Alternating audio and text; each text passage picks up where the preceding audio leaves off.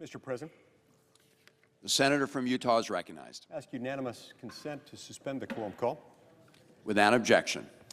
Mr. President, I ask unanimous consent that the cloture motion with respect to the House message be withdrawn and the only motions and amendments in order to the House message to accompany H.R. 4366 be the following. Haggerty, number 1634, Crapo, number 1625, Johnson, number 1633, Budd, 1635, Lee Amendment, 1623, Schmidt, 1626, Scott Amendment, 1645, and Scott motion to refer. Further, that the Senate vote on the above motions and amendments in the order listed, with only the Budd amendments subject to 60 affirmative votes required for adoption. That upon disposition of the Scott motion to refer, the pending amendments and motion be withdrawn and the Senate vote on the motion to concur in the House amendment to the Senate amendment to H.R. 4366 as amended, if amended, with 60 affirmative votes required for adoption of the motion to concur without further intervening action or debate, and with 2 minutes for debate equally divided prior to each vote. Is there objection? Mr. President. Senator from Washington is recognized. Mr. President, I ask that the senator modify his request that the cloture motion with respect to the House message be withdrawn and the only motions and amendments in order to the House message to accompany H.R. 4366 be the following. Lee Amendment number 1623, Schmidt Amendment number 1626, Scott Amendment of 1645, and Scott motion to refer. And further, that the Senate vote on the above motions and amendments in the order listed with 60 affirmative votes required for adoption, that upon disposition of Scott motion to refer, the pending amendments and motion be withdrawn, and the Senate vote on the motion to concur in the House amendment to the Senate amendment to H.R. 4366 as amended, if amended, with 60 affirmative votes required for adoption of the motion to concur, without further intervening action or debate, and with 2 minutes for debate equally divided prior to each vote. Is there objection to the modification? And is recognized. Reserving the right to object because this modification would remove my amendment. We're in the middle of the worst border crisis in U.S. history.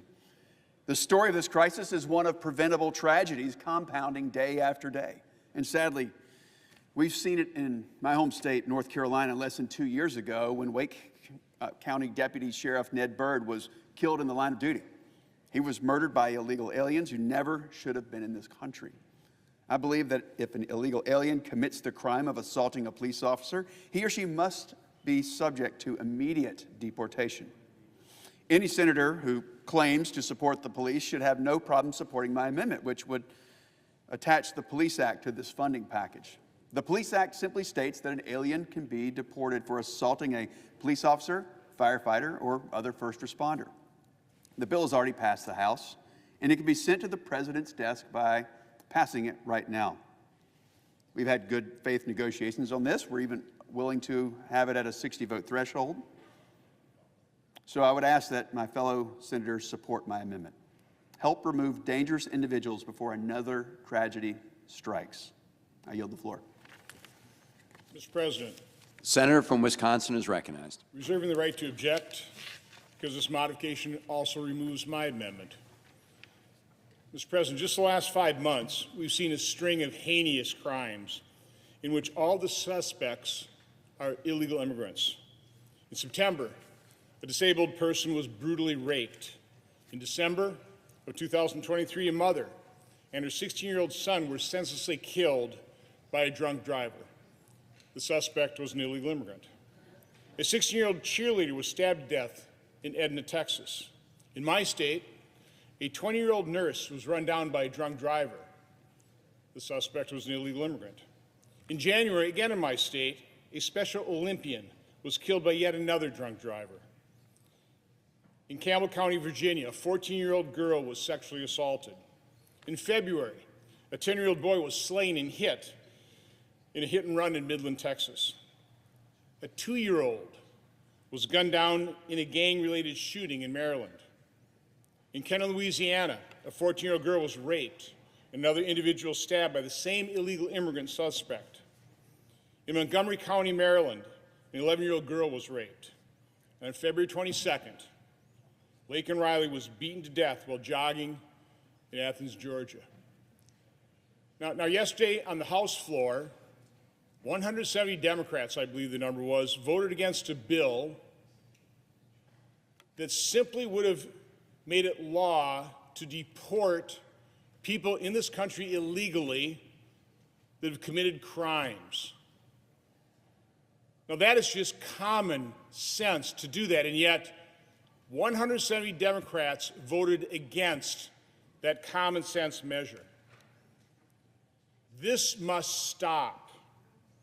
My amendment's pretty simple. It's designed to pass on a vote of a mere majority because it's completely germane to what we're talking about. It prohibits federal housing funding from going to sanctuary cities that do not comply with the request from DHS to provide advance notice of the date and time an illegal alien is scheduled to be released from local custody.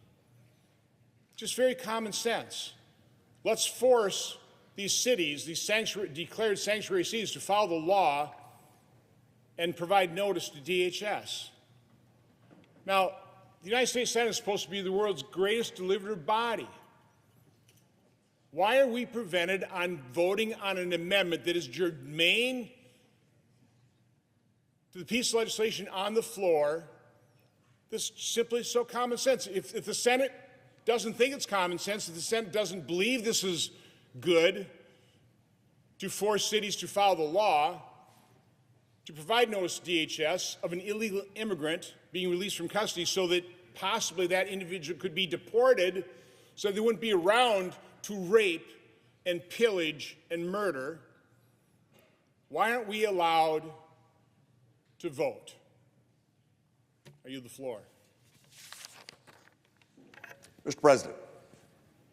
Senator from Tennessee is recognized. Mr. President, reserving the right to object, this modification removes my amendment. And my amendment removes a very perverse incentive for illegal immigration and for sanctuary cities. It's very straightforward. My amendment preserves the equal weight of each American citizen's vote because it prevents the use of illegal immigrants coming into sanctuary cities from diluting the votes of American citizens like those in my home state of Tennessee. Therefore, Mr. President, the Senate should be voting on this. It is germane, and therefore I object. The objection to the modification is heard. Is there an objection to the original request? I object. The objection is heard. Senator from Utah is recognized. Mr. President, just days ago, we saw the text of this legislation in its entirety. We saw that it contained, among other things, more than 600 pages of earmarks, totaling over 6,000 earmarks. It spends a lot of money. It's significant legislation. Whether you love it or hate it, you can't dispute the fact that the legislation does a lot of things in government. It funds a lot of things in government. There are a handful of us who tried to get votes on amendments because, after all, if this is to be put together by one committee of the Senate without other members having the opportunity to offer up amendments and debate it and discuss it, we are neither a deliberative body, certainly not the world's greatest legislative body. But it's hard to even call us a legitimate, authentic legislative body, more than a rubber stamp for the Appropriations Committee, if we're not allowed to offer modifications to what the Appropriations Committee, in its infinite wisdom and glory, decides to put on the floor of the United States Senate. This has always been a distinguishing characteristic of this body. It is different in material respects from the House of Representatives. It's different in that each state is represented equally, allowing each state to be represented as a state. It's also different in that it's a body where we're supposed to allow for open amendment. We've been blocked out of this. We offered up just moments ago 8 Republican amendments. The Democrats countered by saying, we'll give you votes on only 4 of them. Now, most of those 4 to which they're objecting to having any votes are themselves germane. Those that are not germane, they're willing to take a vote at 60. And yet they're still not willing to allow us to vote on them, including vote on some things that are very significant and have an enormous impact on the safety, security, and prosperity of the American people. Why? What are they so afraid of?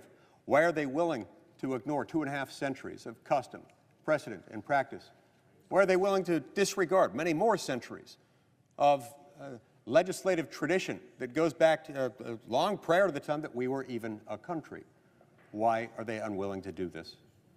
And so the reason they're able to do it is because the Senate has resorted time and time again to this procedure known as filling the tree. The majority leader fills the tree, and that's shorthand for he's not going to allow any amendments. And so what I'd like to do is set that aside, to table the tree-filling amendment. And so to that end, Mr. President, I moved to table the pending motion to refer, and I ask for the yeas and nays. Is there a sufficient second?